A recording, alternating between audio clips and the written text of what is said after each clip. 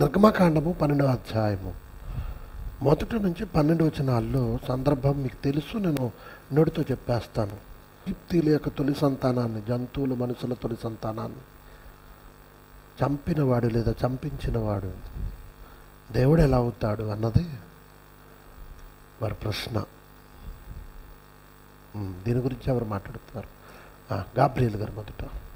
ఐగుప్తు దేశంలో మనుషులను తొలి సంతానాన్ని, జంతువుల తొలి సంతానాన్ని చంపమన్న వాడు దేవుడా, హంతకుడా? దేవుడు ఎందుకు ఆ రోజు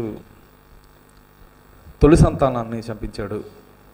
అలా చంపడం వలన దేవుడు అన్యాయం చేశాడా? దేవుడు అన్యాయస్తులుగా ఈరోజు చిత్రీకరిస్తున్నారు చాలామంది. బైబిల్లో ఒక సందర్భం రాయబడింది అంటే అసలు ఏం జరిగింది, ఎందుకు అలా జరిగింది అనే విషయాలు మనం ఆలోచిస్తేనే కానీ ఏ సంఘటన ఎందుకు రాయబడింది, ఎందుకు జరిగిందో మనకు తెలియదు. వీళ్ళు ప్రశ్నలు అయితే అడుగుతున్నారు కానీ అది ఎందుకు జరిగింది అన్న దాని మీద వాళ్ళకి సంబంధం లేకుండా జరిగిన ఆ సంఘటన చూపించి అదో తప్పుగా చిత్రీకరించే ప్రయత్నం చేస్తున్నారు. బైబిల్లో సంఘటన జరిగింది, అది ఖచ్చితం. నిర్గమాకాండం 12వ అధ్యాయంలో ఆ సంఘటన రాయబడింది, అది ఖచ్చితం. అయితే ఆ సంఘటన ఎందుకు జరిగింది, నిజంగానే దేవుడు అన్యాయం చేశాడంటే దేవుడు అన్యాయం చేయలేదండి. ఒక మాటలో చెప్పాలంటే దేవుడు ఇశ్రాయేలుకి న్యాయం చేశాడు. అదేంటంటే వాళ్ళ పిల్లల్ని చెప్పేస్తే వీళ్ళకి న్యాయం చేయడం ఏంటంటే అని అంటారు. ఎందుకు న్యాయం అంటున్నానంటే ఐగుప్తుకి సంబంధించిన మొదటి సంతానాన్ని చంపేశాడు దేవుడు అని అంటున్నారు. కానీ ఇదే ఐగుప్తీయులు ఇశ్రాయేలుకి సంబంధించిన ఆ మగపిల్లలందరినీ రాజు చంపిస్తూ ఉన్నాడు. అలా రాజు చంపిస్తున్నప్పుడు ఐగుప్తులందరూ అది చూసి ఆనందించారు. వాళ్ళ పిల్లల్ని చెబుతున్నప్పుడు ఆ రాజుగారితో, రాజా వాళ్ళ పిల్లలు చంపడం న్యాయం కాదని ఏమని అడిగారా? హ్యాపీగా అలా అనలేదు, వాళ్ళు సంతోషించారు. నిజంగానే చంపించాడా అంటే ఒక్కసారి నిర్గమాకాండము 1వ అధ్యాయం అప్పుడే కదా మోసేను దాచిపెడతారు. అవునవును, 15-16 వచనాలు కూడా మీరు జాగ్రత్తగా పరిశీలన చేయగలిగితే, మరి ఐగుప్తు రాజు షిప్రా, పుయాను, ఎబ్రీల మంత్రస్థానాలతో మాట్లాడి, మీరు ఎబ్రీ స్త్రీలకు మంత్రస్థాన పని చేయించు వారిని కానుపు పెట్టమని చూసినప్పుడు మగవాడైన ఎడల వారిని చంపండి, ఆడదైతే బతికించండి అన్నాడు. మగపిల్లని చంపేయండి అంటే ఐగుప్తులకు సంబంధించిన తొలి సంతానం అన్నది చావకముందు ఎంతోమంది ఇశ్రాయేలుకి సంబంధించిన పిల్లలను ఐగుప్తులు చంపిన వైన మనకు కనబడుతుంది.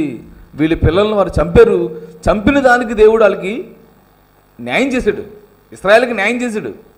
అంటే అప్పుడున్న చట్టం ఏంటంటే పంటికి పన్ను కంటికి కన్ను అనే చట్టం ఉంది. అప్పుడు గట్టిగా మాట్లాడాలంటే మగపిల్లలను చంపిమన్నాడు. ఇంకెవరన్నా ఒకవేళ బతికేస్తే 22వ వచనంలో ఏం చెప్తారు చూడండి. అయితే ఫరో ఎబ్రీల్లో పుట్టిన ప్రతి కుమారుని నదిలో పారేయండి.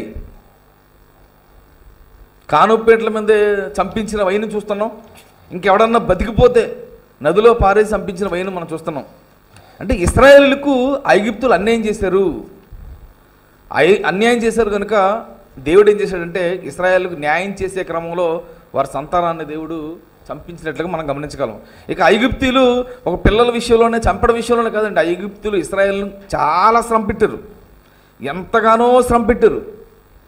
ఎంత శ్రమ పెట్టారో కూడా మీరు చూడగలిగితే నిర్గమాకాండం 1వ అధ్యాయం 11వ వచనాన్ని కూడా మీరు గమనించగలిగితే, కాబట్టి వారి మీద పెట్టిన భారములలో వారిని శ్రమ పెట్టుటకు వెట్టి పనులు చేయించు అధికారులు వారి మీద నియమింపగా వారు ఫరో కొరకు ధనధాన్యములను నిల్వ చేయు ఫితోను రామసేతును పట్టణములను కట్టిది. చాలా భారమైన పనులు వారి మీద మోపి కావాలని వారిని శ్రమ పెట్టి వారి మీద చాలా పనులు పెట్టినట్టుగా, చాలా భారమైన పనులు పెట్టినట్టుగా మనం గమనించగలం. 13వ వచనం కూడా చూడగలిగితే, ఇశ్రాయేలు చేత ఐగుప్తులు కఠినముగా సేవ చేయించుకునేది.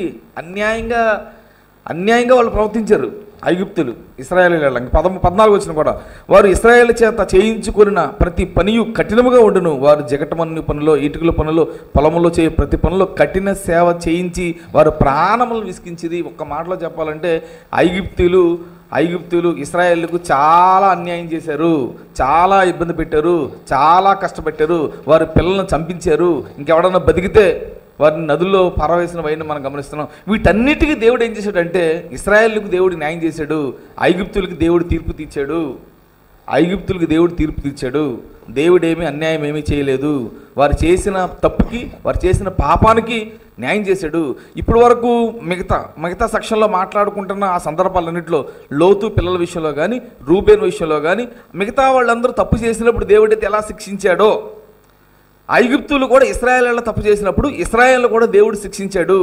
దేవుడు ఎవరి విషయంలోనూ ఒకే న్యాయం. తన పిల్లలకి తప్పు చేసినప్పుడు దేవుడు ఎలా అయితే శిక్షించాడో, ఐగుప్తులు తప్పు చేసినప్పుడు కూడా దేవుడు అలాగే శిక్షించాడు.